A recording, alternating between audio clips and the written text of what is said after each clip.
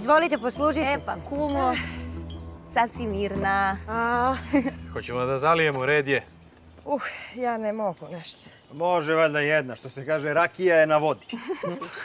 Mene glava boli. Možda i da pozovemo kuma da proslavimo. I to je red.